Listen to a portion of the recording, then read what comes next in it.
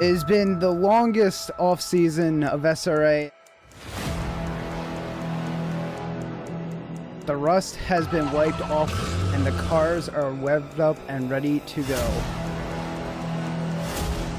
Welcome to SRA.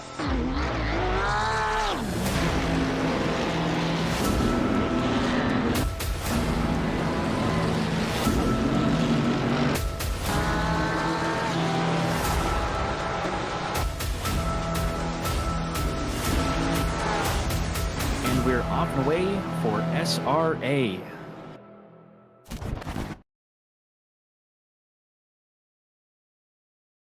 Good evening, race fans. This is your host, Austin Whitescarver, joining you for another season. And in the booth, I have a familiar face and familiar voice, John Donahue. It's me, everyone. I have returned. Your worst nightmare. I wouldn't say worst nightmare. But you know what is going to be these drivers' worst nightmare? What's that? Zandvoort and the left side of your tires will be hot, because that is what we are at for round 1 of season 8 here for Division 3. Feels great to be back, though, doesn't it? It really does. That long off season that we had, about pretty much the whole month of July. A lot of people got to do summer activities. Some people decided to stay inside and continue to sim race, while others went and touched grass. I know a driver from D3, Martin Riggs, actually went out and went to beautiful Canada. Ah, yes, he has become a Canadian. But tonight, these drivers are going Dutch. Like we said, they are at Zandvoort. So let me get right into the track map for this windy track. Basically, you are going to be stuck behind somebody unless you can get a risque pass off here at these 14 turns, 4.259 kilometers or 2.64 miles. So really seeing turn 1 probably going to be your biggest action zone, as it is off of that nice long sweeping right-handers, the last 2 turns of turn 13 and 14, and turn 1's really going to be your best bet with that hard braking zone and really trying to force your way in. After that, it is a very tight track with really being single file. Sector 2, you could see a lot more action too, with turns 8, 9, and 10 also being very contentious. If somebody goes wide, gives you that little bit of room and you go in there. But like I said, I'm really seeing turn 1 being the best passing opportunity. What do you see here, John? I agree. There might be a couple of switchback maneuvers halfway through, but yeah, turn 1 is usually the very best spot you can do it because you got such a great run. So. Yeah. Well, like we said, tricky track. You're gonna have to be following for a while. But new this season, we have the long pit window returns, but instead, this pit window is actually now 58 minutes. So pretty much from lap 1 until the last lap of the race, you can pit. So helps open up some early strategy calls, and for those that were tangled up in some lap 1 incidents, you're no longer having to limp on for a second lap. You can actually dive right in and fix everything you need. Well, that's very good. I honestly did not know about that, so that's the first time hearing of it. But very excited to hear about that. Yeah, and it's going to be interesting to see, just because it, like I said, it did open up some opportunities early last night for some drivers. I know in the D4 race, we had some early people pit, and towards the end of the race, they made up probably 4 or 5 spots just because they had clean air for a majority of the race. And then by the time people were done with their pits, they were past the people they had a little bit more pace ahead of. So it adds more to that risque strategy calls, I would say. Another thing these drivers do have to look out for tonight, I know some drivers actually had it where they had tire punctures. I know I experienced it, and my old teammate Josh Potvin actually in a practice had 3 tire punctures. So Yikes. big yikes for sure. I know that it's going to be difficult for these drivers, especially because you need to cut so much of the corners that can do the damage to your tires. But I know the drivers right now are actually getting ready for qualifying, so let's actually hop on board now. With qualifying, we did add an extra minute, so that way these drivers could line up. The silver drivers could line up similar to how gold is allowed to, and get ready, so they have a full 10 minutes like the gold drivers do. And they did that last season, and I got to say it was a great change. And I like being able to actually take my time and make sure that my setup is all good to go instead of getting into the session and just going, all right, I gotta go now. Yes, I understand that that panic. Sometimes you're sitting there like, oh god, because being first out, huge advantage. You don't have to worry about the driver in front if you have a gap or whatnot. You just get to drive, which is nice. Okay. And it looks like Mr. Elliot Levine is our first driver out. We watch. Going through this lovely S's on his hood. While Mr. Elliott is going through Sector 1 and leading this pack of cars, we are going to give a huge thank you to all of our SRA sponsors and title sponsors for supporting us here at SRA, as well as support from Documize, a modern business solution for your product management. Go to documize.com to learn more today. Support from Retro Saga, a Northern American-based gaming company that provides accessories for your favorite classic systems. Enhance your retro gaming experience today at retrosaga.ca. And a big thank you to our affiliates, Track Racer being one of them. Experience redefined gaming with Track Racer's high-quality sim rigs and accessories. Use code SRATE at checkout to support us. Armamentario, a toolbox for ACC that will enhance your chances to win. Enjoy a fully customizable and enhanced HUD to change the way you experience ACC. And lastly, to Go Setups, premium esports setups for everyone. Use our affiliate link on our Discord and take your drive to the next level. Again, all of these can be found on our Discord and or our website. SRA.gg should take you to the website, and then as you see up in the top of your screen, you see discord.gg/simracing01. Yes. And we are on board for Levine's first flying lap. And while he's doing that, I'm going to walk through how we do qualifying here at SRA. If you've never been a part of an SRA event or never watched one of our events either, we break qualifying into 2 separate splits. We've got the silver splits and the gold splits. The silver are going to have the silver number plates on the left side of the screen, and the golds will have the white number plates. The silver splits have the first 10 minutes of qualifying after that 1 minute prep period that we got. So they have from the 20-minute mark until the 10-minute mark. They've got to get all their hot laps in before that 10-minute mark. And then once the 10-minute mark hits, the golds come out, they do their hot laps. We usually see a pretty good mix of silvers and gold up and down the grid, so we're going to see if it's that way again this season. I don't see any reason that it would, But a lot of the gold drivers come out and set those blistering like pole times. Is usually what happens. So it'll be exciting to see what happens this season. Also, one thing to note, if you look down the list of car manufacturers this season, if you were familiar with last season, you were very familiar with the Prancing Horse being up and down this grid. This season,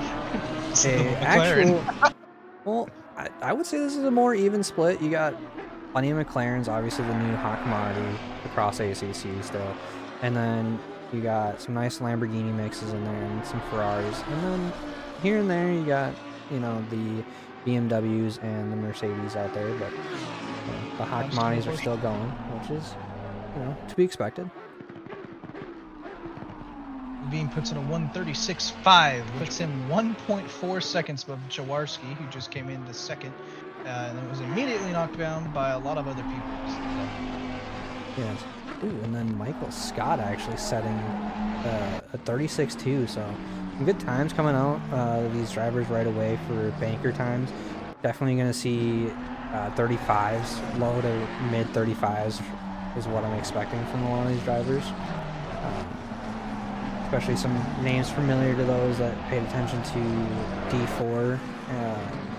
A lot of drivers actually got brought up from here this season, so exciting to see that, especially knowing their racecraft and racing against them for past couple seasons and seeing them improve. It's always nice to see the drivers you know improve. Ooh, we got German in chat. Not familiar with that emoji that you used, but it is a good one. Basically the eye emoji that we famously use all across our Discord.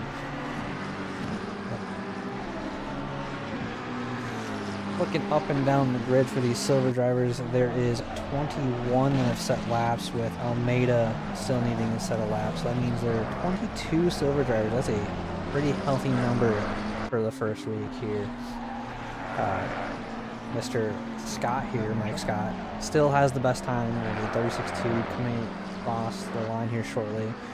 And then Laren actually within a couple hundredths there, but Santos actually puts in the heater and takes pole for right now. It looks like Michael Scott was not able to increase his time, but Laren is the first driver to put in a 35. Well, hold your breath, because Johnny Air, an old D3 name, he wasn't in D3 last season. I believe he moved down to D4 with you, but he's back this season. Is coming around the final corner, up over 6/10, so that should put him into pole position. Can hold it, and it does by less than a tenth. Johnny Air into pole position. Oh, yo. Come on, Mr. Air. He's a good driver and he's trustworthy to be around as well. Oh, yeah.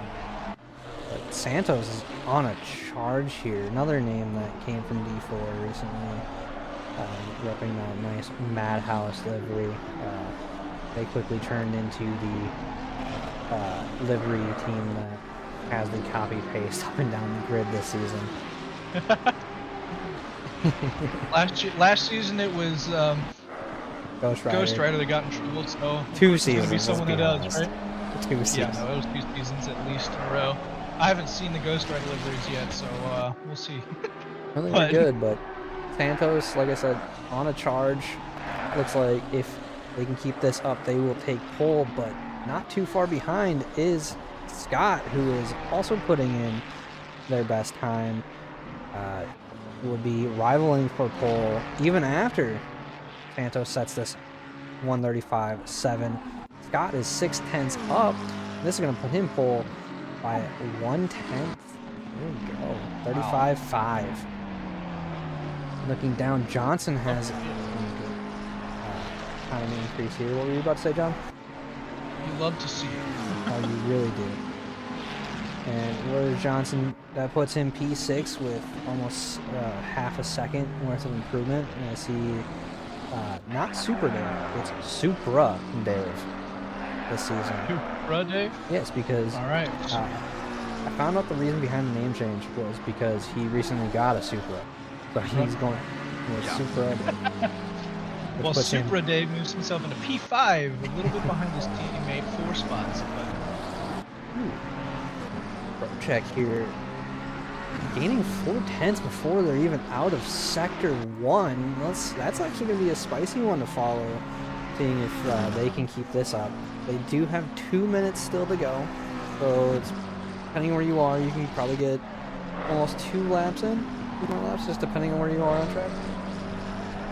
Yeah, if you're right at the end, you should be able to. If you're about, let's say, sector 2 back. Yeah, it's going to be tight, but Project only gaining about a 10th here in this technical Sector 2 with these turns here. These 4 turns, I believe that is 7, 8, and 9, depending on which track map you're going to be using. Very technical part of the track. It's really tough to feel like you nail it correct every single time. But Project making quick work of that is now this last turn where, you know, from real life it does have banking now, so ACC still has the old let's see, 6/10 up over much from P2. So. That's impressive. I've been on board with Almeida. He was doing pretty good, up about 2/10.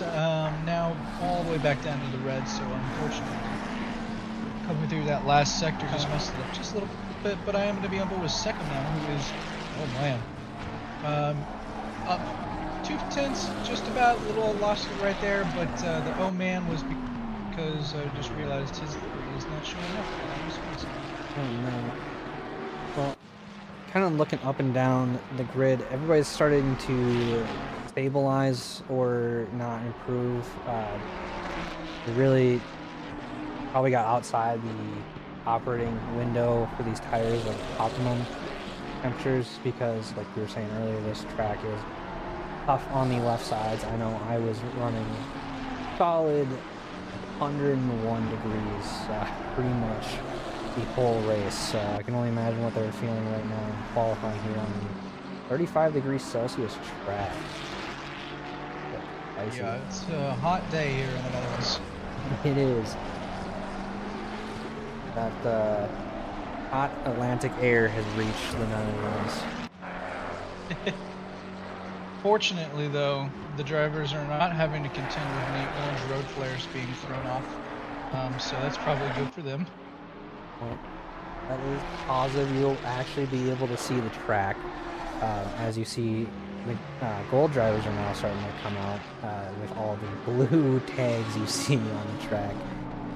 But now, Laren actually is on their last lap. So the drivers gotta cross that line before the 10-minute mark. Currently up about a 10th, so like we said, this technical sector 2 is coming up now. Let's see, this is where a lap can be made or broken. Same with that little question mark looking turn for turn 11. And I always catches me. I always get too greedy and take too much of that entry curb and onset of the car. But Laren looking like they were able to keep the car consistently in the green there for an improvement. But I say that, and the question mark turn ends up killing their momentum. They were up almost 2/10, and now they're only up 1,000th, and they're in the gravel. That's going to kill their lap, unfortunately. No real improvement for them today. They are just going to head straight into the pits. Who is our first driver for gold? It looks like it is Ethan Marvin. It is. Cross the line, Ethan goes and starts their flying lap. It's always fun to see where these drivers' full lap times are coming in at, because they obviously haven't set anything yet. So the timer keeps continuing on from session to session, so you're seeing like 19-minute laps being set, and like, that's weird. Like, I love that they keep track, and it's like, just keep it going. Let the clock keep going. I think the longest one I've ever seen was in one of the endurance races, and the team had a lot of damage or something. The lap was 24 minutes or something like that. Oh no. Well, unfortunately, in classic fashion, I have server issues and have to Ah, reconnect. same. I've been having some issues all day, but fortunately, so far, mine have not resulted in a disconnect. Yep. It So wouldn't be us commentating D3 without something going horribly wrong instantaneously. I wouldn't say horribly wrong. I would just say Wrong. it was consistent at least. Okay. I consistently have connection issues when I'm hosting for some reason. I'm just gonna say I strain my internet pretty hefty when I start streaming. You know what you need? You need AT&T fiber, the best all-around Oh fiber. god, I'm no. kidding. AT&T is garbage. We have it. I hate it. I either have AT&T or Spectrum. That was my choices. And there's Marvin. He puts himself, after his first lap, up into P22 with a lap time of 1:36.845. So not bad at all. He's got a little bit of work to do if he wants to get up to the top, though. As we've already seen some golds moving their way up. Ethan is fast. And know from experience putting a lot of pressure behind me and then passing me and taking me to Gapplebee's. That is his favorite spot to take you, though. It's a nice date spot, though. It is. Well, it's a very famous spot in the racing community where you just go and have a relaxing night. I don't know if some people would call it relaxing, but some other drivers will. But here's a name that we're familiar with in SRA that we haven't seen yet, but is now on track. And my liveries didn't get his files correctly, but it is the coach, the GOAT, Michael Jeffries, the man. Oh yeah, and that actually, oh, sorry, go ahead. Oh, you're good. What do you got? I actually am going to be continuing the driver fun facts this season. I'm going to call it Under the Hood this season, though. So for this week's Under the Hood, the coach, the GOAT, is actually one of our. It's going to be interesting to hearing about what he has to offer for us, because like Mr. Worldwide 305, Mr. Pitbull, he's been there, done that. Oh yeah, he definitely has. And like you He said, definitely knows how to grill. he knows how to grill, even though that BMW has a small grill. But he improved. Oh, grill? You sure about that? Oh, it's a very small grill on that BMW compared to other cars. Pig nose. But he did improve 5/10, putting him into the top 10 right now. Let's see who else we got. Ooh, Carl Fredrickson with that Ford Built Tough McLaren, putting in almost a full second, moving them up into P21. I'm on board with Riviera right now. Riviera at 3/10 right now. These gold drivers seem like they're struggling to find their footing here. Like I said, it is a tough track to come to terms with right away, so they are a little spread out. It could also be one of those rare situations we see that the silvers might have a bit better lap time just because they heated up the track so much. The golds just can't find any grip. Well, the track's still holding steady at 35 degrees Celsius, so we'll have to wait and see. They still have 3 minutes to go. They are roughly all in their third lap. So this is really where your times start to shine, is the third and fourth lap. With this new 1.9 patch that we've been on for quite some time now. Yeah. Doesn't feel that like down, but then when you think about it, it is, because it happened before the last season, so. Yeah, it is, but Derek Stack improving, putting it P8. Only P8. You got, a lot of these gold drivers have a lot of work to do to take everything away from these silver drivers that are leading the way at the moment. So silvers are saying, hey, we're nothing to scoff at here. We know you guys are faster by maybe a couple tenths during the qualifying rounds. But we're here to show you up today.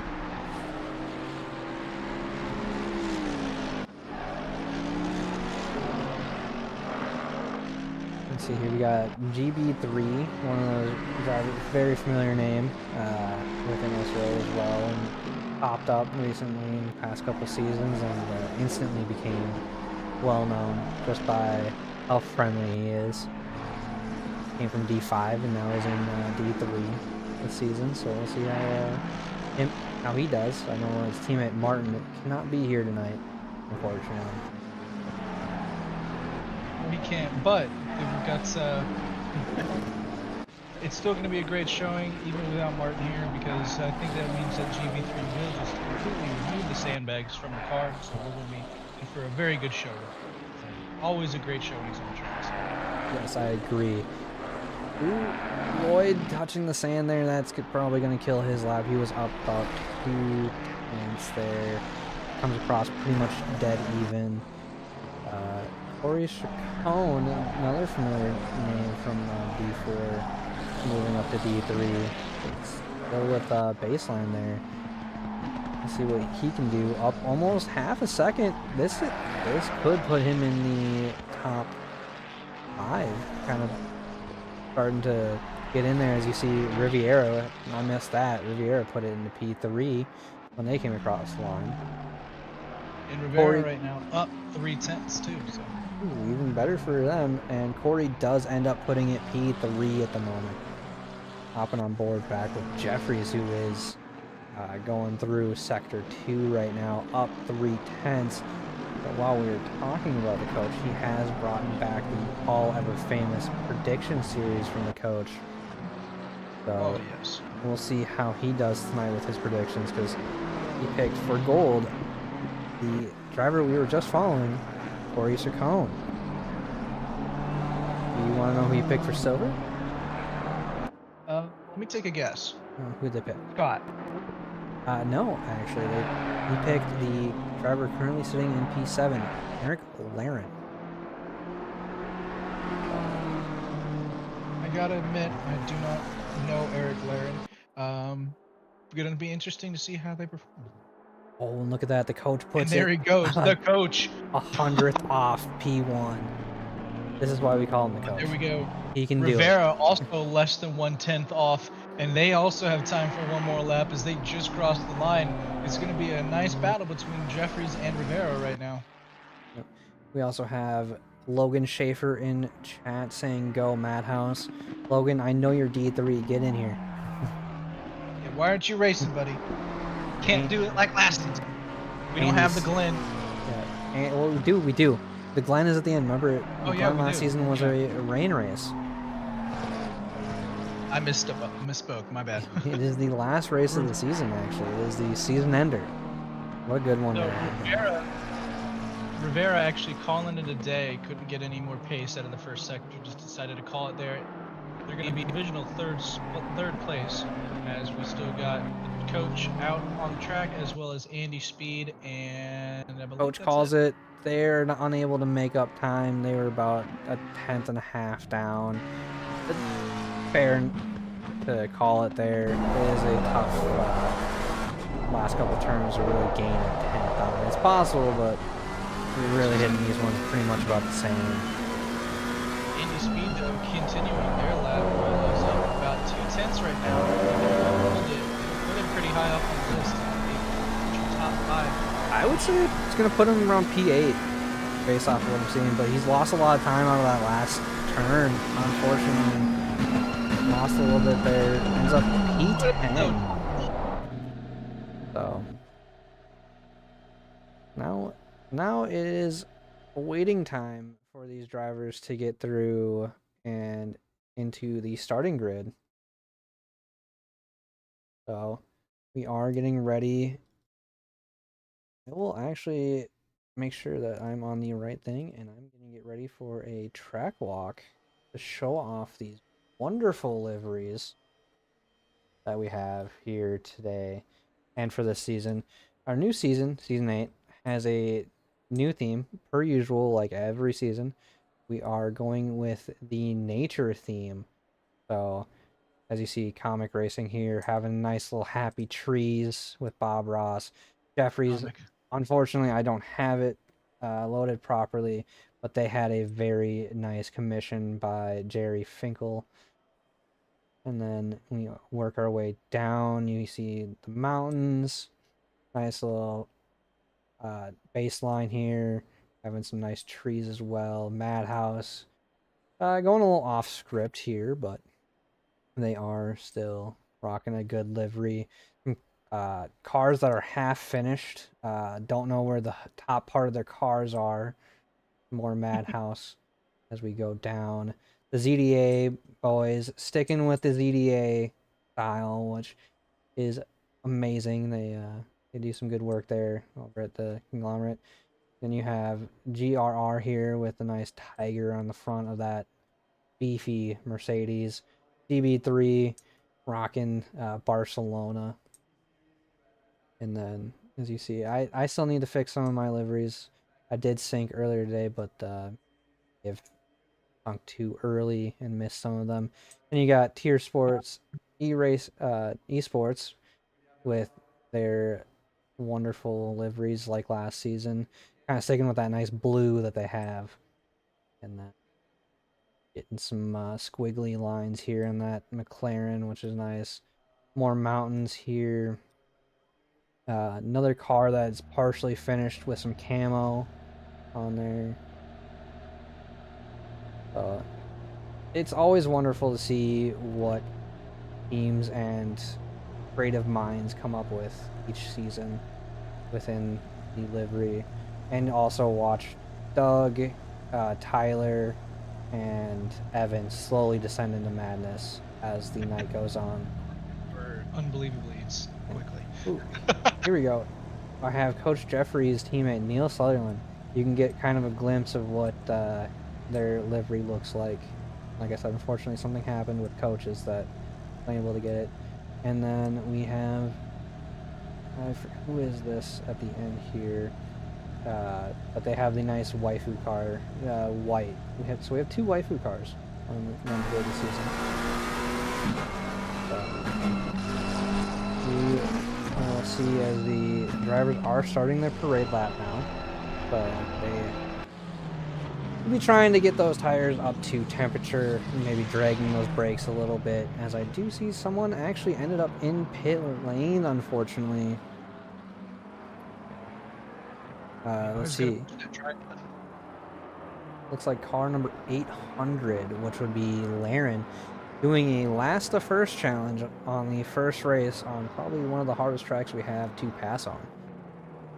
But in chat, we have Logan Schaefer telling us that he is doing homework currently, and looks like Shark, I'm guessing, is Land Shark, especially after they're saying, Scott, let's go, P1, and playing Comic Racing to do well, so I think it's an educated guess on Land Shark.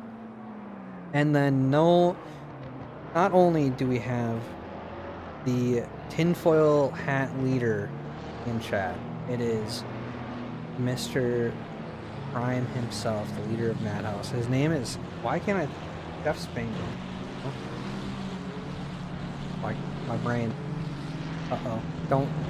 Don't yell at me.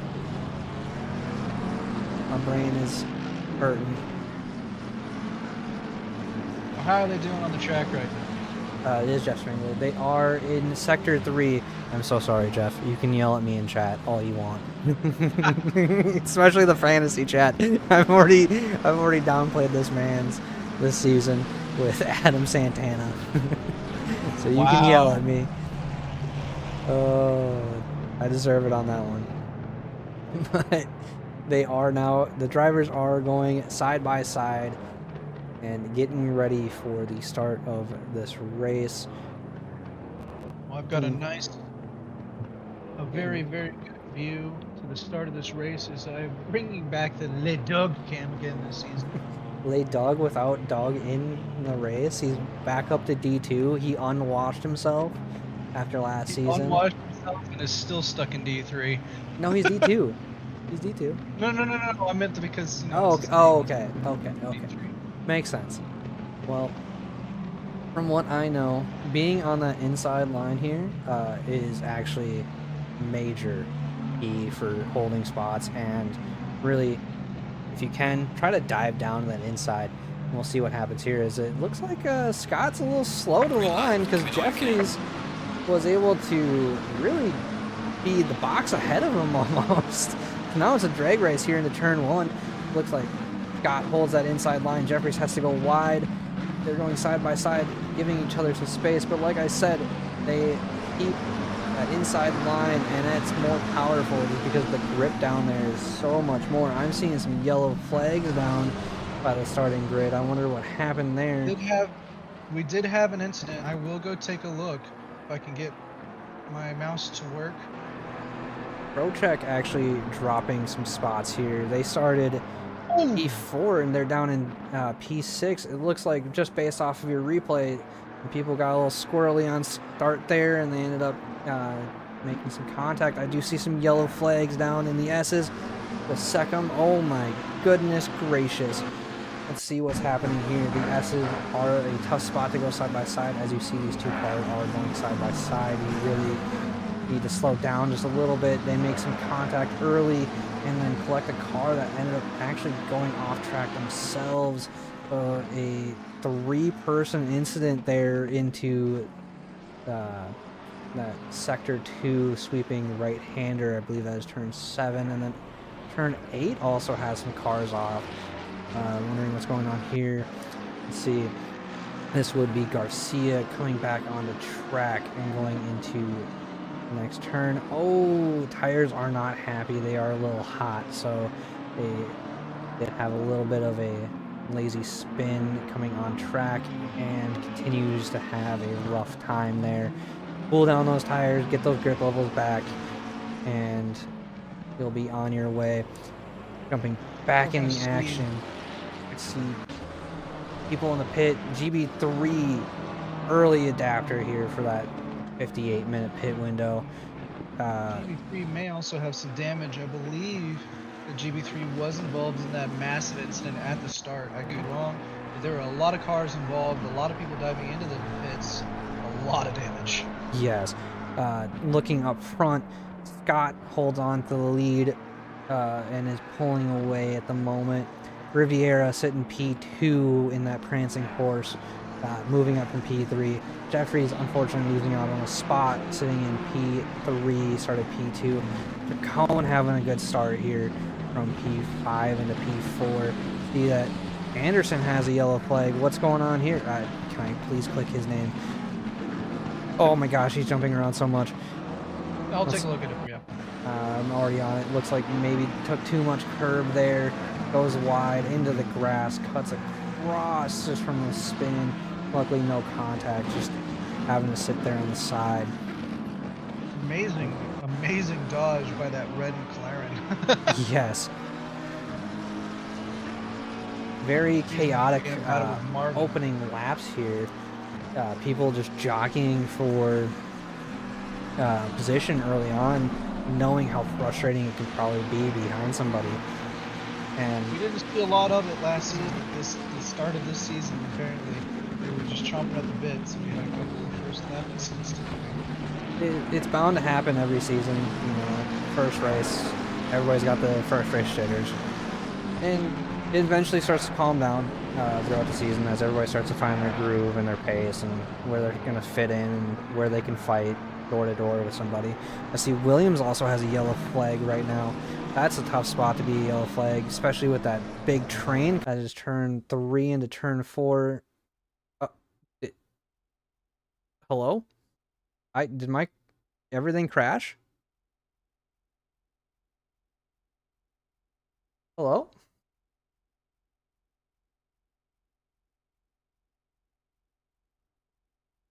White Scarver. Oh, hello. Hi. I'm back. Austin. Hi. Hello. Yeah. Don't know what happened there. I'm still here. It looks like I'm welcome back from the dead. Still streaming. But everything just said, "Hey, we're gonna kind of crash on you." So let's figure out what's going on here. ACC. Well, So far, there's a lot of battles up and down the track, unsurprisingly, as we come into this first race of the season. Right now, I'm on board with Jeffries versus Sircone. As Sircone tries to get right up alongside on the first lap, does not able to get past though, and slots him back behind. Well, I apologize everyone for the technical difficulties right now.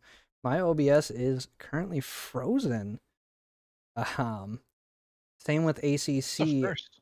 I am trying to get everything back up. And I can't really close OBS just solely because that is the bread and butter.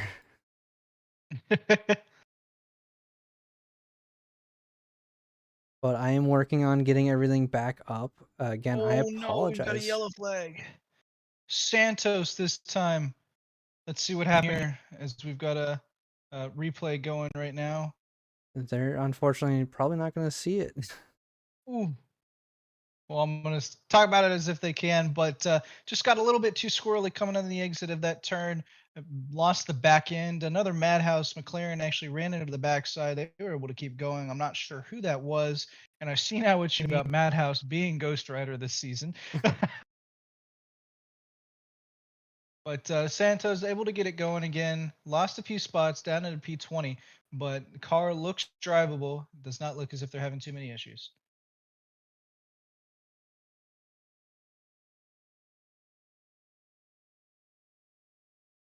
Sorry. I am so sorry, everyone. I am working on getting everything back up. This is new to me.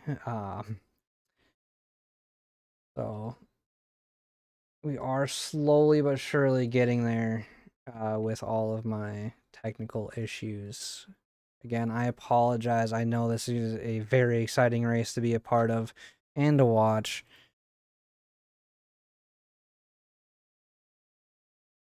All right. Did OBS catch I'm worried back I'll up? be starting having some server issues myself soon. The cars are starting to get robotic, is the All word right. I'll use. Well, fortunately, my OBS preview is not working, so I will not be able to balance it well as I normally am. So once I see the stream actually catch up, I will start going from there. Again, I apologize to everyone watching. This is not fun to have happen.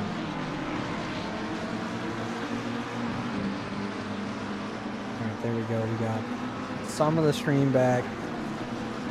And let's see, is it going to pick up the pit? There we go. Pit is back up. Alright. Hey, I'm back. We're back. Okay. We had a couple positions get moved around, a couple of incidents, but so far up at the top, pretty much still the same. It is Scott from Rivera from Jeffries. Okay.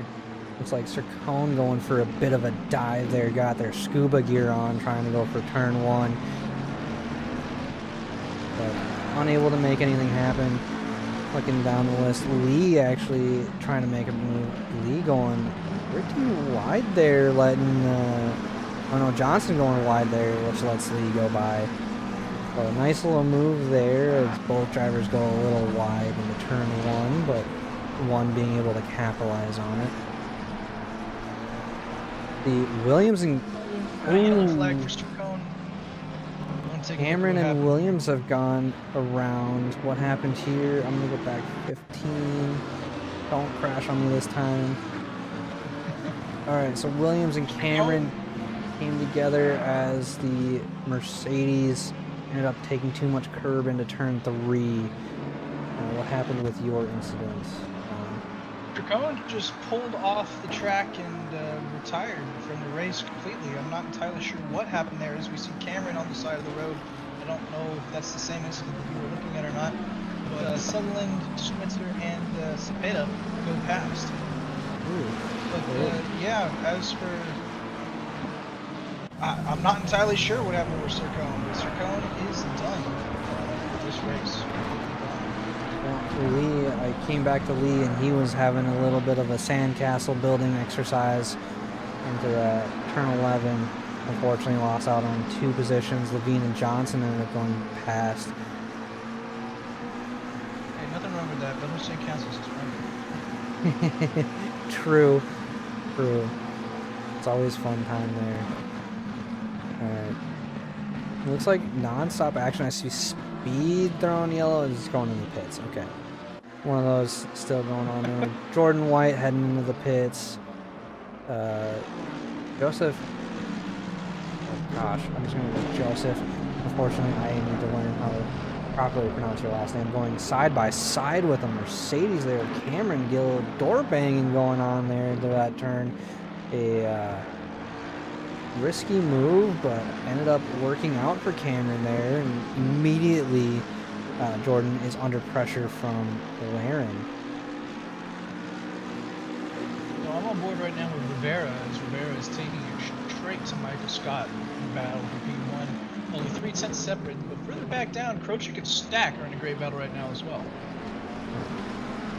Looks like Joseph, unfortunately, losing out on another position here by Laren. So Laren on the charge after starting in the pits. That is unfortunate for him that he started in the pits, but they are making quick work of the field here, as now he has 6.3 to catch up to the back of Farrell, who is up ahead, putting that Beamer of Neil Sutherland under pressure. Under pressure. Rivera got right up alongside the driver's side door of Michael Scott as we came into turn 1. Had to back out in order to make the turn, slots back in, but Michael's going to be feeling that pressure right now from Rivera. It's going to be interesting to see what happens here, because Rivera's been closing that gap consistently from half a second to door banging basically every single lap after the last 2 laps. Alright, well, unfortunately, I'm seeing that my pip is not properly capturing everything. It keeps going in and out. I might have to turn the pip off tonight, folks. Just so that way it's not going in and out like it has been. That's I all right. apologize. I can give commentary.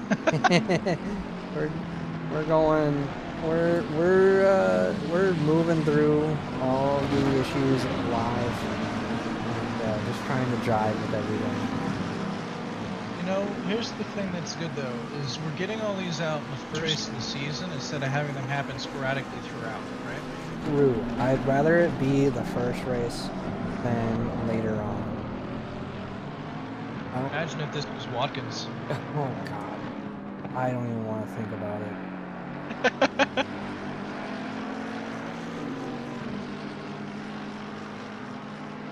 Yeah, my OBS preview is still frozen. It's still on the instance, so like I said, we are just going live. If you're in chat and you just hear some issues with the audio, please let me know and I can start trying to balance it based off of what you guys are telling me. But looking down the order, we got Scott still in the lead with a lot of pressure from Riviera, who has actually put in the best lap so far of the race.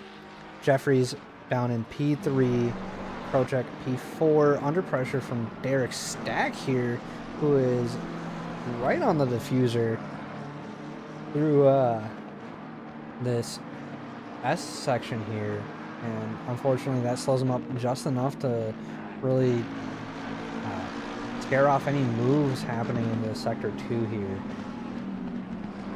But we'll see Derek actually having a good exit there. Looks like they're going to go for a move, ends up backing out, but door was left open a little bit for him. Didn't stick his nose in quite yet, but will not follow into this tight right-hander here, into that sweeping left. He kind of got to hug that curb. Now this is where Derek has to try to capitalize, maximizing their exit speed here, because it's looking like Krochek having a little bit of struggle with that McLaren, but that McLaren also be strong in a straight line just like the Mercedes is. Looks like Derek might be too far back. He's not going to make a move, fortunately. What are you looking at here right now, John? I am still watching the Rivera-Scott fight for P1 right now as it keeps getting very interesting. It looks like Rivera's going to go for a move and then backs out. So. Ooh, Felipe right here into turn 3. Makes a move stick as they had the inside line. Looks like Supra Dave is also right there. Is this a blue flag that's actually in the way? It looks like this is actually a blue flag in the middle of their fight. So this is unfortunate as I see Supra Dave make a mistake and ends up in the wall back there. Oh But no. that allows Felipe to focus on Johnson just a little farther ahead. But there is some lap traffic in the way. It looks like a lot of those early pitters are in between a lot of these drivers. Is Turner looking to make a move here on Levine. Unfortunately, not able to put the pressure on and leave that door open.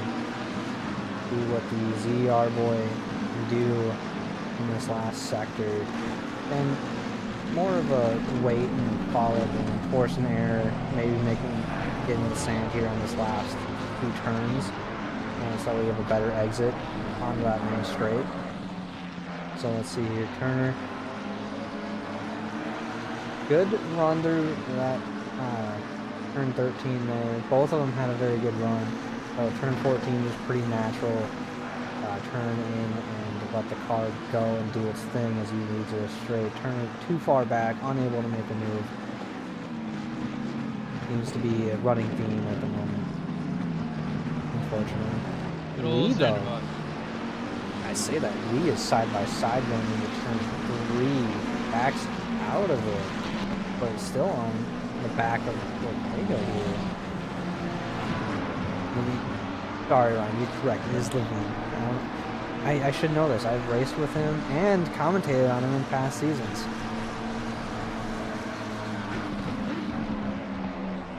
So I just want to make it ultra sure the pip is off, correct? The pip is off, but the... Okay. I just was asking because that's easier for me to be able to commentate on the action from the heli. Understandable. Understandable. That's the other one.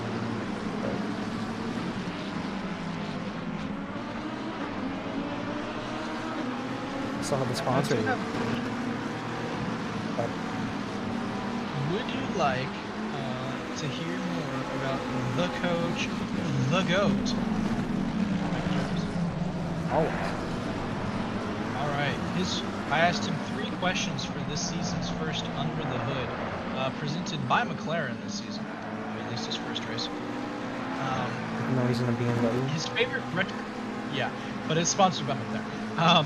His first retro video or favorite retro video game is the original SNES version of Mario Kart. So he can probably go to Retro Saga and get some good old goodies for that. Favorite season, summer. I can understand that. I would imagine he does not live in Texas because my favorite season is definitely not summer. This is usually 110 degrees. For example, right now at 9 p.m. it's still 102. Love it. And then his favorite track to race on is actually Silverstone. I did not know that, but it's interesting to know. Good track to like. But while we were learning a little bit more about the coach, the GOAT, Michael Jeffries, it looks like EV3 ended up calling it a night. Oh, that's disappointing because he's on the list. But Michael Scott and Rivera. Michael Scott, I'm not sure what happened here. He lost it coming through the turn right there with a blue flag in the way. Rivera got up alongside, got past, so there has been a lead change. It is now Rivera from Scott. Thankfully, I was able to rewind and catch that. So you actually commentated, probably perfect timing. Hey, look at that. I am a genius. But Lee... Don't even know what's going on, but I know. But Lee was almost past... I believe that was Felipe here, yes. Lee was almost past him. They were going side by side, but ended up backing out a bit. Felipe is still ahead of Doug here. And they're on the straight. Let's see if anything happens. Doug being a little closer this time, but that slipstream, I don't know if it's going to be strong enough to really bring him in to do anything unless they... Oh my gosh, they touch. They touch. Which Lee? Was it Lee or was it Lee? Doug Lee, but good sport. They... Oh no, Felipe had to rejoin and got hit by another car after Doug was waiting for him to rejoin, so that way be a good sport about that after they touch. Unfortunate there for Felipe. I believe that was Super Dave. Or Super Dave. It was Super Dave. It was Super Dave, unfortunately. Alright, Dave. I've known you as Super Dave for so long, so it's probably going to come out as Super a lot of the season. Well, he is a very super driver. Super driver. There we go. Didn't even think about the tongue twister there. Did that 5 times fast. I can't even say regular words 5 times fast, and you're expecting me to say that. You've done this how long with me? Yeah, good point. This is our, what, 3rd season? Yes. Not counting special events. But we still have the Lees this season, so it's going to always be even more interesting. This is the second season in a row, and Super Dave spins out Lee, I think. I'm not entirely sure. I'm pulling the replay on it, but I did see M. Lee go around sideways. They go deep into turn 11 and then 12. They just ended up losing it themselves. No contact was made, unless it was netcode. Oh, but I see Santos and Schmeitzer here throwing yellows. What happened here? Santos looks like they're getting a little loose, and they go deep. They start to spin. Car behind collects the other car, the McLaren, and ended up losing out there, unfortunately. Madhouse had some early wins, but now they're taking some late L's. It is Madhouse. Madhouse is driving their car drivers mad.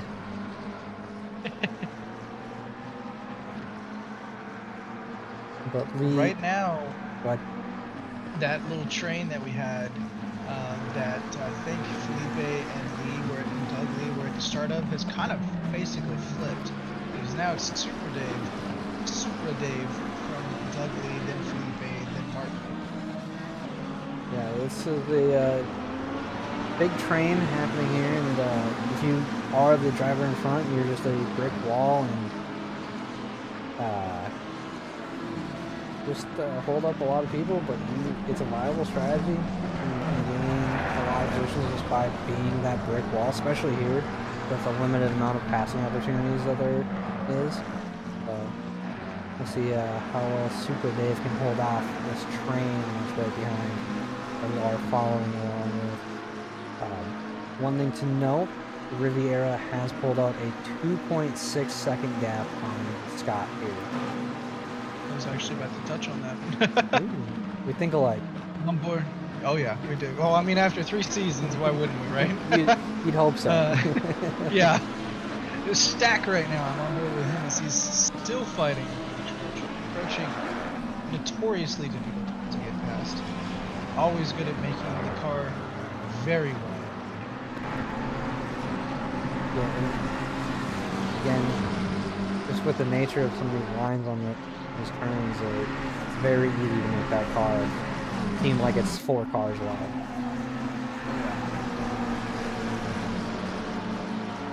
It really is, and it doesn't always make for some very interesting racing, especially with the person behind the car.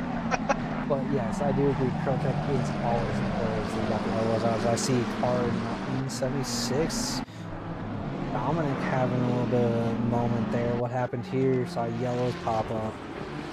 Going into turn 11, did they get greedy? They did get a little greedy on that curb. So they are spun around. That is a tough spot to be facing the wrong way, because now you get to see everybody getting as close as they possibly can to. Stack just almost rear-ended a blue flag that they thought was going to get out of the way, but did not. So that was very close. That has made this little fight kind of go away a little bit for Crochet, who's now about a second back. Santos with a brave move into turn what is that? 6 or 7? 6, I'm gonna call it 7. Turn 7, brave move on the inside there of Neil. Neil left the door open, so that allowed Rod Girio to go through, and now he has to play a little defense from that Beamer, who looks like he's getting a little squirrely, but holding it together. Got a little train behind him, but I'm not sure if those are fighting for position. They don't seem to be. But I see Williams actually throwing a yellow flag. What's happened here? Turn 4. So heading to turn 3. Looks like they take too much of that inside curve, unsettles the car just enough, and then in turn 4 they are drifting around it, trying to Tokyo drift their way across that turn. Unfortunately, it does not work that well. The tires will start hating you. Are you still on board with the Derek Stack fight? I am not. I have moved down the grid. I am now on board with the old D3 resident, Johnny Air. This is fighting the also D3 resident, Lloyd. Lloyd is another name that is very common here, especially here in D3. I know they did very well last season in a couple fights that were called out. I think they, let me double check my notes. They ended up giving drivers a day field. But I do remember seeing them a couple times last season. Driver of the day or rubber chicken? You know what I mean. You get to explain it later on tonight. But Eric Stack right now is just staring the rear end pro check and just probably getting frustrated, like I need to get through it. By the way, Spanier, I do know that the picture-in-picture isn't showing. Just with the comedy of errors that I've been having tonight, I had to turn it off. There's been so many. I know, and I feel so bad. It's just, it's horrible. I need to do some technical support. Somebody buy this man a 490. I have a 2070, which was holding very steady for the longest time. Game sound, yes, I can turn the game sound down.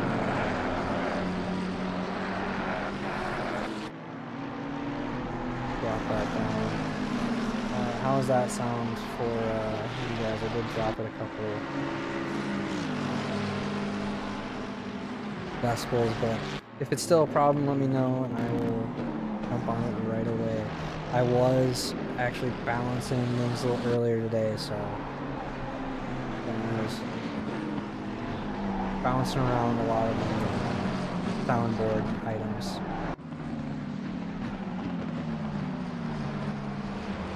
Looking at it right now, we got Emily on Felipe, and it looks like Dougley is on the back of Supra Dave. So we got Lee's battling just mere positions away from each other. Seems like going back to last season. Well, it's not Leon Lee, but it is Leon someone else. It's Leon Super Dave or Supra Dave, and Lee Emily on Felipe. It's gonna take some getting used to because it is a brand new name change. And It is. Definitely will take it used to. I'm gonna go down and look at Schmitzer versus Sutherland. Battle for 21st right now. Schmitzer, another one of the liveries, unfortunately does not seem to be showing up. But you know, first race of the season, that tends to happen. yes, which we do work through it as the season progresses. So just gonna take maybe one race and we'll be just fine. Well, he's no longer here, but would you like to hear a little bit more about GB3? Well, let's hear about GB3. Alright, so I asked him, the same as I ask everyone, 3 questions. His favorite music and favorite kind of music and band and his favorite kind of music is progressive rock and postmodern rock. His favorite band is Tool. As to his favorite food, which is homemade pierogi, which I don't know what that is. I will not lie. Pierogi. Yes. Time out real quick. G-I. Don't mean to interrupt you, but Doug Lee has gotten past Supra Dave going into turn 1, and then they were side by side into turns 2 and 3. And Doug Lee was able to come out on top, having that inside line for that turn 3 and 4.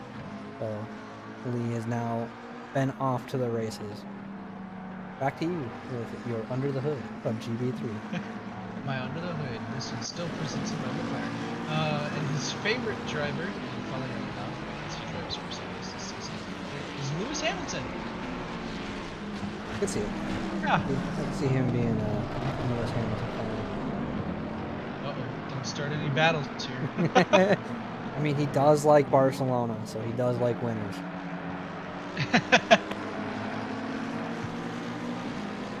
All right, so this battle was Schmitzer and Sutherland, by the way. We've got another name coming into it. GTG, only about a second out right now. So this might be a three-way battle for P21 before the end of this race. GTG, they're naming D4. Found a lot of pace towards the end of the season and got him up in D3. As I see him sliding, unfortunately, he heard me talking about him through the grapevine. Got a little tickle in the nose and ended up losing the back end. Tires Good are... old commentator's curse. Yes. And, jumping back into the fray though with Super Dave, Felipe, and M. Lee. All three of them in a heated battle here for P11 at the moment. What happened to P12 in game? Did they go to the pits? It is Riviera. Oh, it's Rivera. Actually. And I believe that Rivera made a yes. pit. I believe they did because Yes, they they obviously are now into this fight. Because the timing sheet for me did not update correctly. But that is a tough spot to come out into, seeing as you are fighting for potentially a win, and then you pit and you're immediately into traffic. That's a And tough a lot spot of to it, be in. too. Yeah, and especially a train that's been being for how many laps now? The 4 or entire 5? race, pretty much. It seems like the entire race. This race, as a driver, felt like it went on forever, considering how much you look at the diffuser of another car. That's why I'm glad I am not doing this season. And Take then a I little saw reset. Coda week number 2, and I'm like, wow, that's literally my home race. That's kind of disappointing. But that's unfortunate. We could do the endurance race or Oh, I multi-class. will be. Also, those of you that are watching, don't forget we do also host multi-class racing, put on by Courtesy. Fantastic series. It is mirroring the GT3 Team Series schedule. So basically, you are racing the same race that you were racing on Tuesday or Wednesday, just again on Friday, and with different cars on track. Yep, and it's always very fun. I did a few rounds of multi-class, 1 or 2 multi-class seasons ago. Very fun. I love doing it because it just adds another layer of fun to the to the game. Makes it very interesting because you got to plan on how to get past the GT4 if you're in a GT3, or you got to plan if you're in a GT4 battle how to let the faster cars pass without giving up your spot. Well, a little insider knowledge. GB3 hopped in and said that he got DC'd from the server. Well, that's why he ended up getting dropped out. That's unfortunate to see.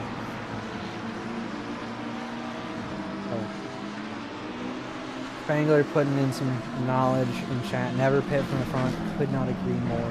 When you're in the top 5-ish area, it is seemingly based off of just data that we've seen, better to wait it out. Wait till the end of the race to really pit. Really, you're wanting to pit either at the beginning or the end of the race, just because that heat cycle that you put through the tires, it doesn't like to do it in the middle of the race. likes to you like to do it at the very beginning or the very end, just that way you're not throwing the tires and grip for a little bit of a loop. Oh yeah, and depending on where Rivera finishes, Kevin might take a look at today and think about it next week. You know, every race learning experience, as long as you walk away with something that you're like, all right, learn from it, get better, you are going to improve, and you will eventually be able to race the likes of Jeff Spangler and actually beat him because struggles in races. I'm kidding. I'm kidding, Jeff. He did well last night. I think he got P3, but Supra Dave is having a rough night. Goes off on a little bit of an adventure. And unleashes Derek Stack. Well, want to know where he is? But with Supra Dave having that little bit of an off track, that has released Kevin to go forward, and now is trying to hold off the rest of the train as he goes off again, having a little bit of a sand excursion. Now has a Lamborghini and McLaren almost forcing 3 wide here into the last turn. Oh boy, they thankfully start lining up single file. Supra Dave now following after losing a healthy amount of positions and immediately goes into the pits.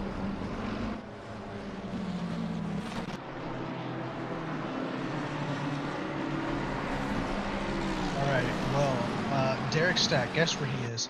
He is in P4. If you're still behind Krochik, you're correct. He's still behind Krochik. He is definitely getting tired of seeing that blue McLaren's butt, isn't he? That diffuser, that baby blue, sky blue, whichever one you want to call it, diffuser. Probably gonna get into his nightmares. He's gonna be dreaming about it for the rest of the season. Like, no, go away. Yeah. Well, someone else that is looking at the back of another diffuser is Almeida. It's actually a McLaren diffuser as well. So. Is that so? Yeah. So he's actually trying to fight Emily right now. As it looks like Emily had a little bit of a moment, going a little wide, but Almeida not able to capitalize so much on it, and they are just gonna have to keep following here and trying to force a mistake. And if you remember, if you learned anything from Doug being in D3, it's the school of Doug being a menace is just use the flashers whenever you can, without being excessive. Oh yeah. I tried it once. It worked. I tried it once and I immediately got karma. Yep, me too. I tried it, and then 2 laps later, I was in the dirt. I'm like, well, yep, that makes sense. It's karma coming back to me. Well, right now, I'm on board with Johnson, Turner Johnson, as he's racing yet another one of the ZDR boys, and a very familiar name as well, Nico Suave. We did learn from the man himself that it was Suave. Or was it Suave?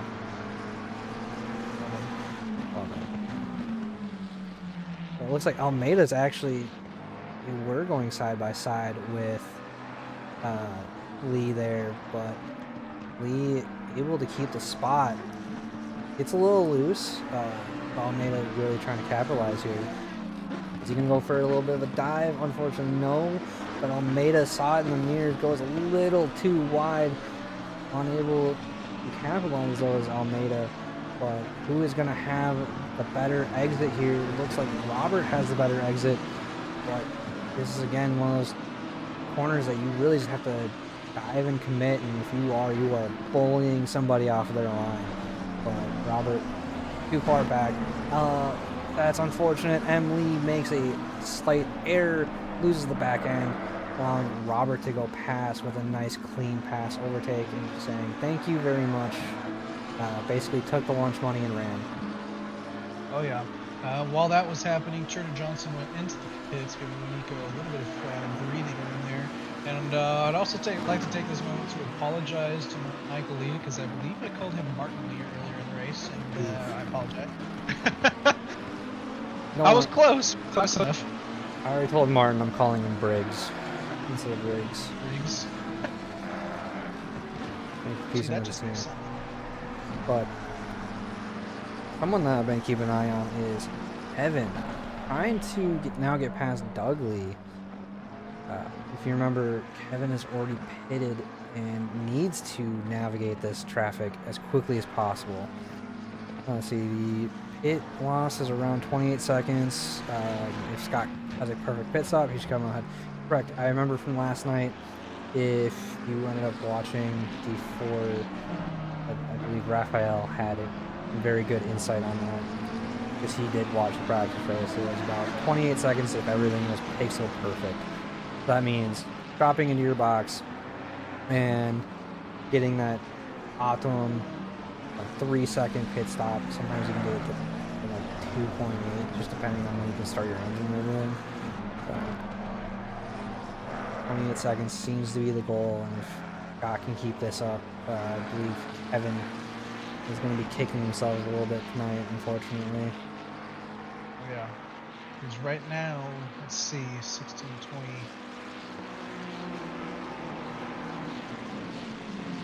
Around 30, 34 seconds thereabouts. If he can get past Lee, Kevin has the pace to really do it, but that's the one hindrance right now, is you have to get past somebody. This isn't like most of the other tracks that we race on, where passing opportunities are of the plethora. This one is got some areas to pass on, and you have to just really be a menace in somebody's mirror and get them to focus on you. And if you get them to focus on you while you're going into a braking zone, they're going to go wide. You get the optimum apex. You can win. And as I say it, I have cursed Doug Lee as he goes on a sand adventure going into turn, I believe that's 7. Oh my gosh. However, I'm back at it again this season. I didn't lose my touch, baby. just less than half an hour, and you've already cursed like 2 people. Now we're into the second half of this race. You've already cursed another 2. You are still got your mojo, Austin. The commentator curse is strong with me. I'm sorry to everybody. I did warn you in D3 chat. However, I will say though, Kevin is definitely liking the fact that you cursed Doug, because now he's got that free air to chase down Roger and Nico.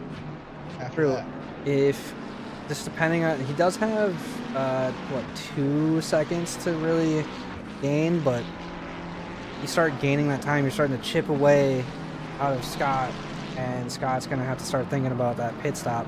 As I see Dominic having the yellow flag, what happened here?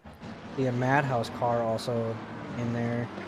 So again, just getting a little greedy with that curbing there.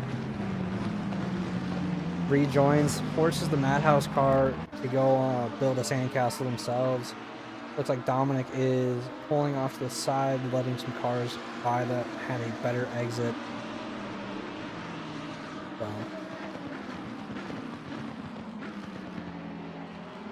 things are... I'm back on board with Derek Stack, as Derek is still trying to get past Krocek. Feels like this has been going on for the last 45 minutes.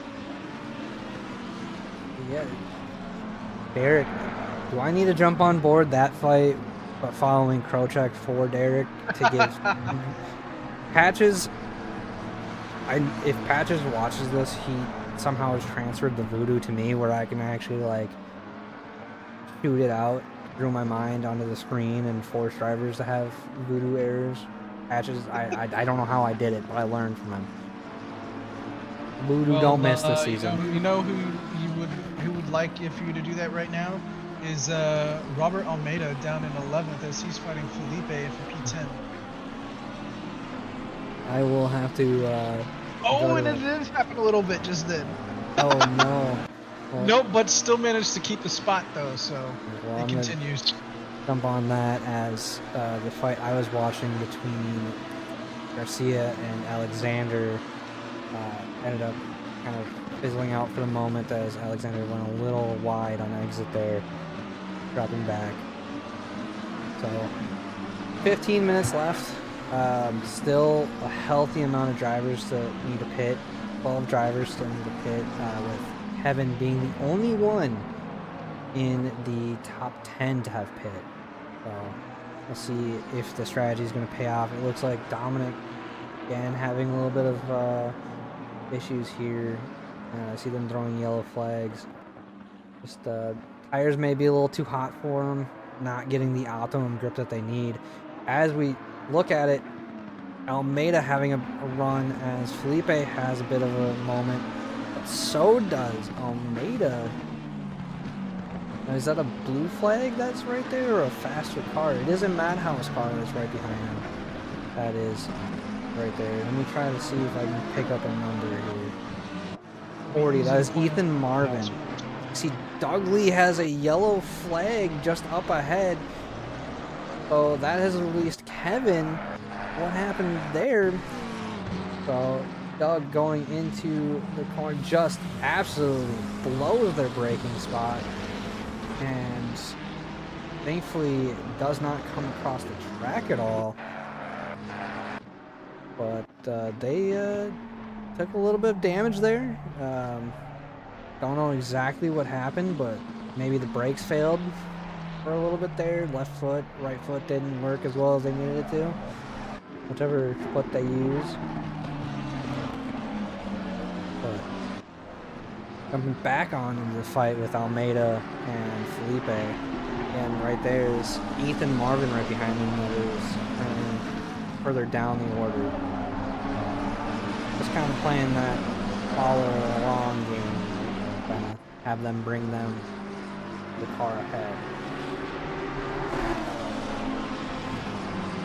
What are you seeing out there, John? Sorry, I zoned out for the past, like, I'd say 45 seconds. I've had a long day. Sorry about that. I have been there. I'm on board with, I have been on board with I don't know how long, actually. Rivera, as we see, yellow flag for car 979, which is Jaworski. Yeah, he is having a little bit of a hard time right now. He's been on a little bit of a struggle bus past couple of laps. For him, yeah.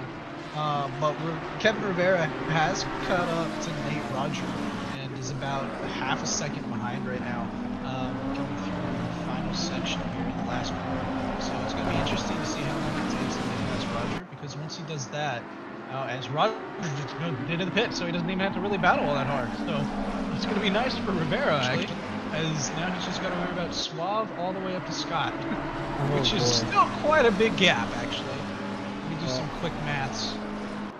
Almeida's into the pits. Just got tired of looking at the diffuser. Looks like Nate Roger, the ZDR boys, is in the pits. Derek Stack is still looking at the diffuser of Crowcheck. So I did some quick maths, and Rivera is about 34 to 38 seconds away from the I'm trying to see which Madhouse driver that is behind. I need to learn all the colors.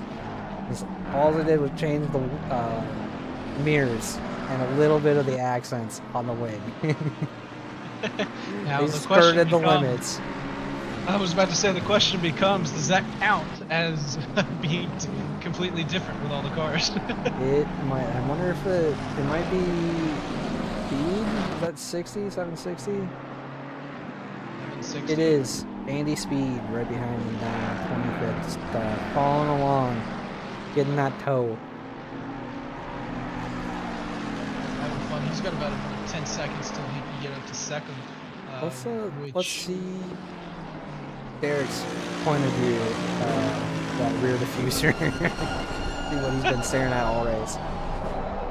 Nothing fun for him, unfortunately. He's wishing his team name wasn't Sloth Pace right now, I can tell you that. Dude, but their logo is actually really cool. As another conglomerate or team that has a cool logo, I could say that is a fantastic logo. Unfortunately, I can't see it. They did put it in the Discord, I believe. Maybe it was in the GRR one. I'm in too many Discords to remember exactly which one it is. It's been confirmed.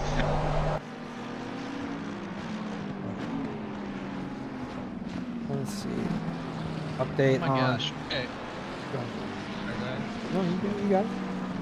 No, mine's stupid, but No. you have an update. I want to hear. What you got? What you got for me, God. Chief? Well, so it's summer in Texas, and the temperature just went up 1 degree at 9 p.m. Somehow it went up. We've been having thunderstorms, so it's cooled down drastically. Must be nice. These drivers, though, are probably wishing it's cooling down a bit more than what it is. If you remember, qualifying was 35 degrees for the track temperature. It's now 30 degrees. Still, it went down, but still a little hot. So, Very hot. but looks like Eric's actually losing, and Krocek's starting to pull out. Now, down a second, a little over a second. So, You know who's gonna let into this race? Johnny Air. yeah, Johnny is starting to threaten. Top 5. He is. He's starting to threaten. I'm going to jump down a little further back, down to Neil Sutherland, who has lights are all over the diffuser of that BMW. So it looks like Neil actually ended up getting a better exit onto this back straight. And Schmeitzer's just going to have to play a follow game a little bit in that Lamborghini. I love the concept that Lamborghini did with that car, where you got different engine maps affect the engine braking of the car. 1 through 5. Yeah, maps 1 through 5 change how the engine actually brakes for you. So map It is pretty cool. Map 1 is the least amount of engine braking. 3 is obviously right in the middle, kind of that moderate one, and then 5 being the most aggressive. So if you end up having this issues with the car being a little oversteery or understeery, first thing really just look at maybe is changing the engine map. That'll help you out a little bit with the oversteer, just because if you're oversteering, turning it down, doesn't allow the car to slow down as much, so you're just able to be on a little bit more of a gentler slope, which is pretty cool design that It they is. did. Okay. Looking down, we got 7 minutes left. Almeida, Almeida, no. Almeida with the podium hunters here, going down the hill from the S's into turn. I'm sticking with it. Turn 7. I'm double check. It is turn 7. Has a bit of moment and goes very deep. Loses the car under braking and loses a couple spots over that. Now sits when they were in the top 15. Now down into P23. Unfortunate for them. Whoa, I'm having trouble. Cars just went into the shadow realm for me. I've been there. I'm back. I am back. At least it's not where everything freezes on you when ACC crashes, OBS crashes, it's still frozen. It's also not like last season either. True. Where that happened to me, what, 2 or 3 races in a row? Yeah, but I'd constantly having issues. But getting to the race though, with 6 minutes left, 5 minutes left in that pit window. P1 through 6 still needs to pit, with 8 and 9 as well, but it looks like everyone else has pit and done their pits. So it's gonna be interesting to see, especially after Kevin was released into fresh air, has 7 seconds of fresh air behind and in front, so it allows him to kind of push a little bit, see where their pace ends up. They are lapping a little faster than Scott, actually. Last lap for Scott was a 37.8, whereas Riviera did a 37.75. So, but just crossed the line and actually did a 38.79. Invalid though, but still ever so slightly faster. So slowly eking away out that lead that Scott had. As I see Williams had a yellow, it looks like Williams was going in the pits. Neil back in a fight again. Still. Tyson. What? Congrats, Tyson. Yeah. Neil in a fight has Supra Dave right in front and then Schmeitzer right behind, so they are putting the pressure on. Neil kind of hoping that doesn't make any mistakes, because the driver in front makes a mistake, you can capitalize, but if you make a mistake, you lose position and potentially a spot in that fight, as we see that Boyd actually came out of the pits. Oh no, that wasn't Boyd, that was Williams that came out of the pits. Right in front of them, actually. And they're immediately into a fight. Is Scott at the back end of this? Scott is at the back end of this, and if you remember, Almeida having a little bit of a fight is actually right there. So Scott is on the back of P23, a little farther back, but he's right there. So some of these fights that we were paying attention to got the leader coming up, which could affect the fights. But he does need a pit still. As you see, Stack in the pits and Nico in the pits, which now has moved Riviera, Evan there, up into P5. So let's see, Riviera's 12 back from P4. Scott, so let's call that 19, 15, 16, 17. It's going to be close. Looking at it right now, Evan is roughly in that window for 28 seconds. It's going to be very tight here at the end.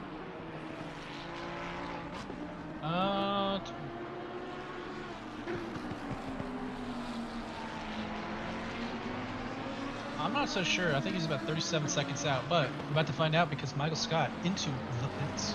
Yeah, but that's not what you want to see. Alexander is facing backwards. Let's see, out of turn one, contact was made with another car. They ended up worse for wear as they are backwards and the other car was corrected and off and away. Which you like to see, unfortunately. Pro-check, air. Scott is going. Scott's going. He's out of the pits already. All right. Let's see where Rivera is. He is on the main straight. Just crossed the straight. So I still see this kind of being down to the wire. You know, you got 2 minutes left. I know that you got 7 seconds to really catch up, but with the pace that Riviera has shown lately, I think it's possible, but it might be a little bit of a long shot here. So, something interesting. Jeffrey's got moved down to P3. Krocek currently is, I believe, P10. But something we haven't really talked about, or I have mentioned but not talked about too much this race, is Johnny Air. Currently up in a 4th place. He's actually moved up 3 positions from where he qualified. He qualified 7th, is up into 4th with a minute and 45 left in this race.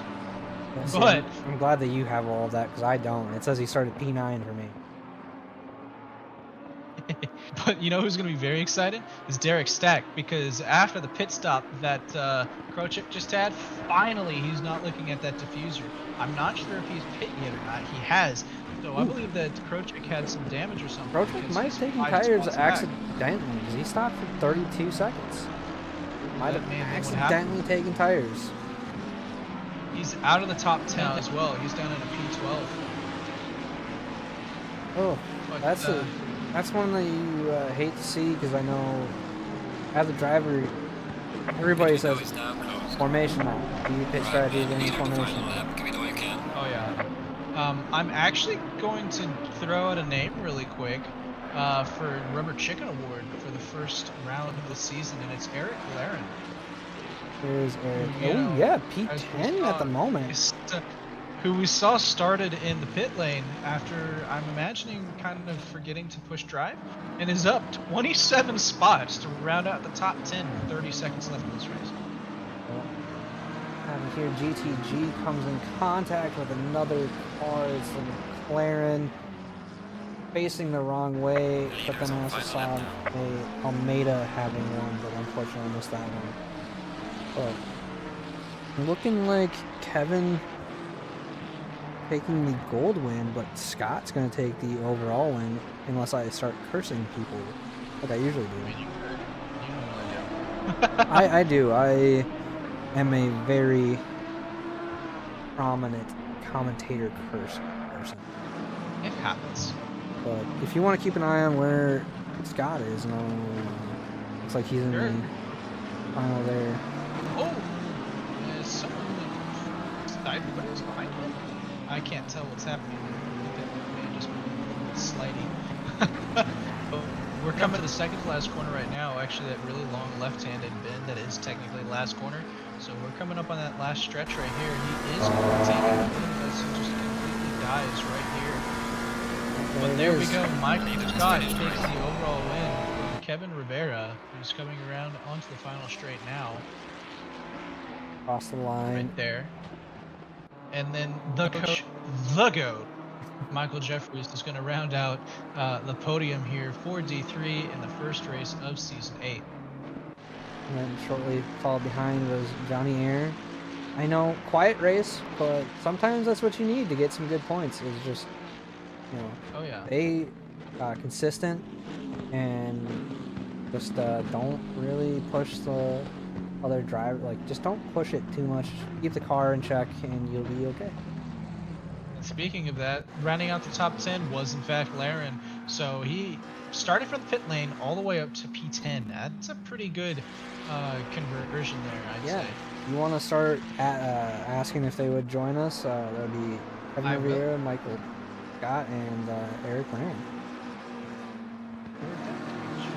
Ooh, this is a fun little drag race between Supra Dave and Williams there for the finish. Unfortunately, Williams was not able to get the pass done, so Supra Dave ended up taking that one.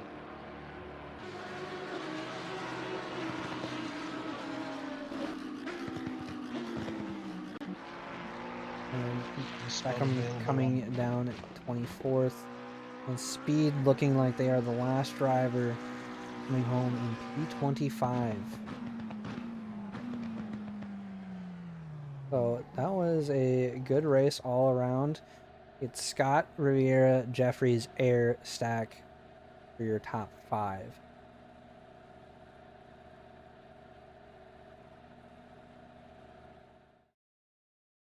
All right, Michael Scott is in, as well as Rivera.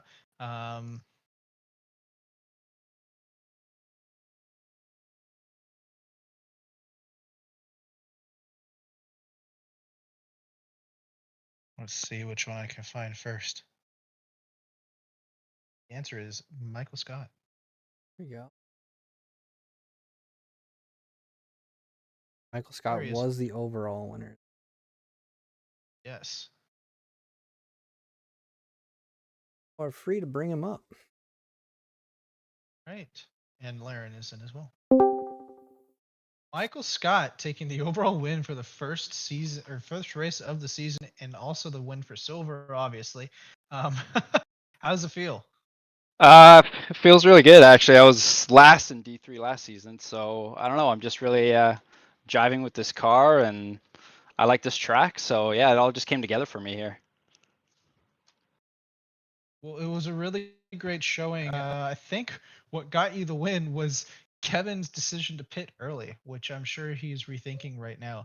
But that was a great battle between you two for a very large portion of the opening of the race.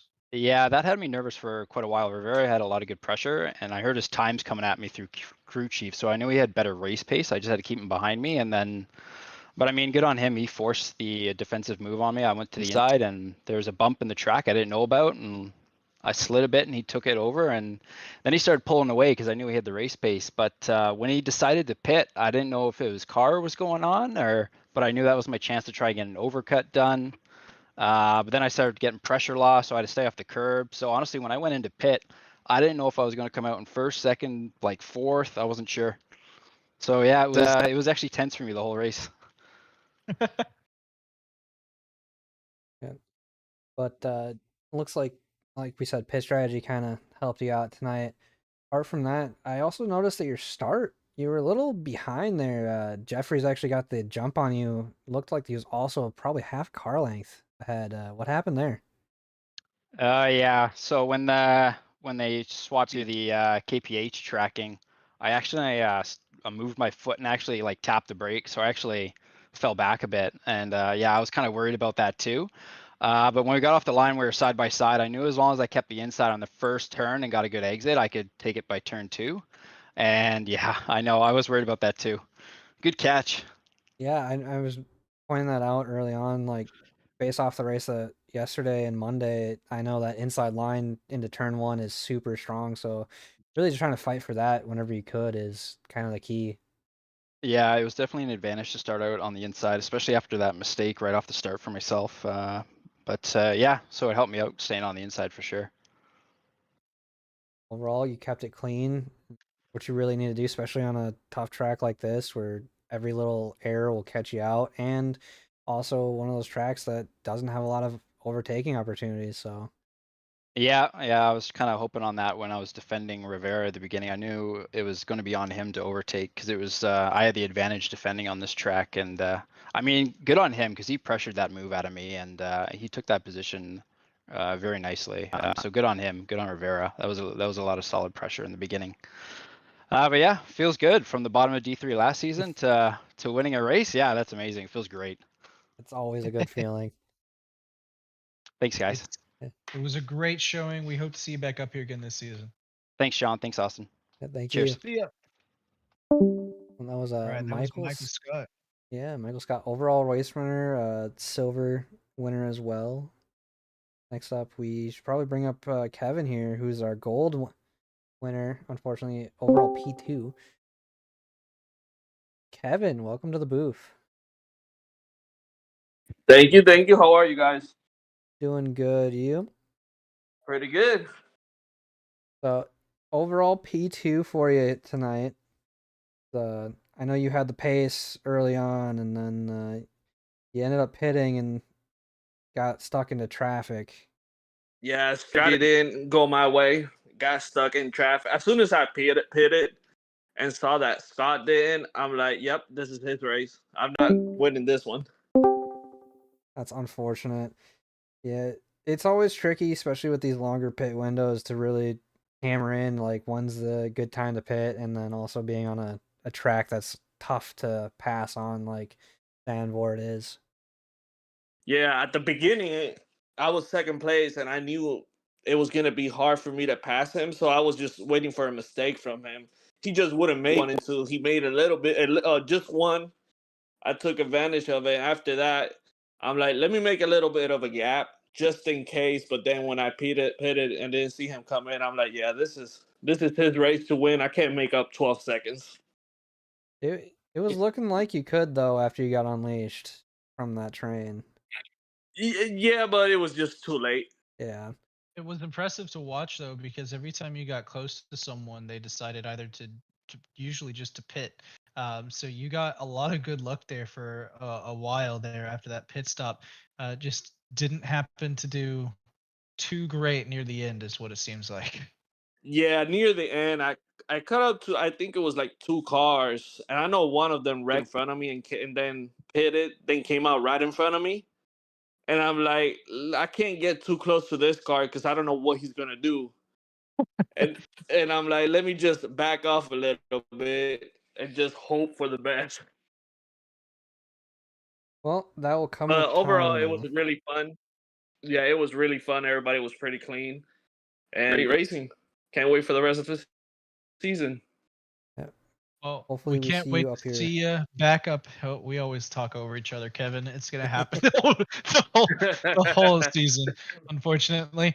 But we hope to see you back up here, as Austin was saying. So Thank you so much. Thanks, Kevin. All right, let's bring sorry, up. Austin. You're all good. It's what we do. It's our style. But let's bring up It's definitely. our rubber chicken order as you explain it. Hang on, guys. Everyone finally just gave in. He said rubber chicken instead of driver of the day. This day will go down in history.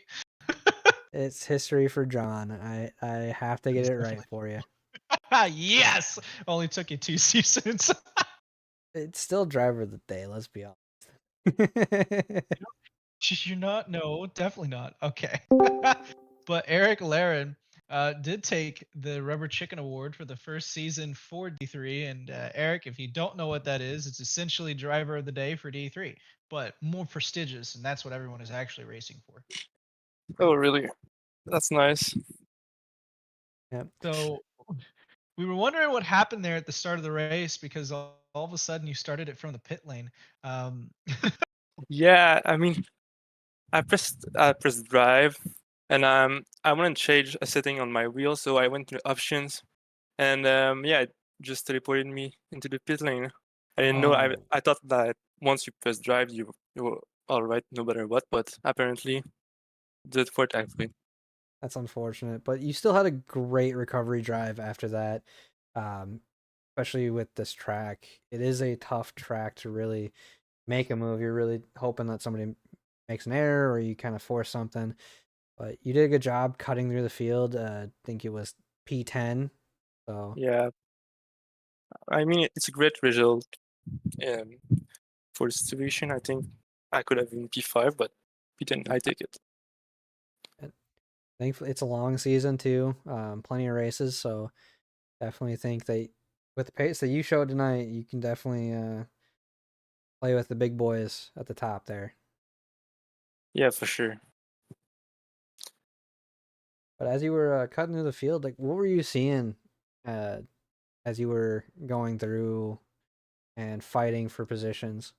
I mean, I didn't see much. I think I overtook 2 cars. All the others were in the pit lane. So, I mean, it was a long outlapping session. So, yeah, it was a bit boring race, to be fair. Well, sometimes those are the best, as well as you saw today, where you made up 27 spots over an Yeah. hour. I mean, I didn't have an accident, so that's good, I guess. I see some guys disconnected at the beginning of the race after yellow flags, so Oh yeah. it Well, it wasn't was a worse. great thing to watch tonight. I just blanked on what else I was gonna say, so I apologize for that. That happens to me quite often. If I figure it out, I'll tell you. But Austin helped me. Yeah, I think what John was trying to say was a great race. Unfortunate for what happened at the beginning, and like we were saying, staying out of trouble and keeping it clean and between the lines really helps pay off sometimes. And we like that we were able to do that, and we hope to see you up here eventually as a race winner.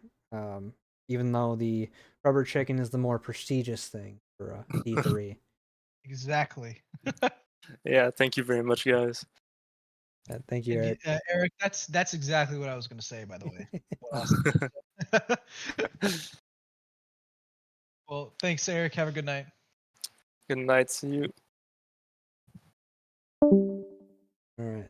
Well, there was Eric and Michael and Kevin. All three had a fantastic race tonight. I know we said Eric had a good recovery drive, which he did.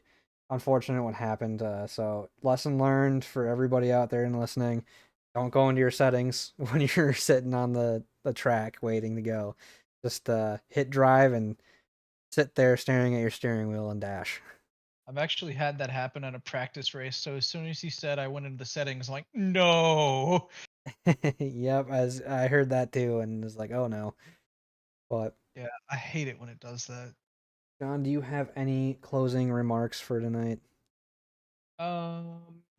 If there's anything that I do personally to improve after this first race, or if you guys have a pronunciation that I said wrong, so reach out. Don't hesitate. Always open. And if you want to be involved in next week's Under the Hood, also reach out because I'm always looking for people to get involved in that. It's always very fun to learn more about the people that we race with. So I definitely agree.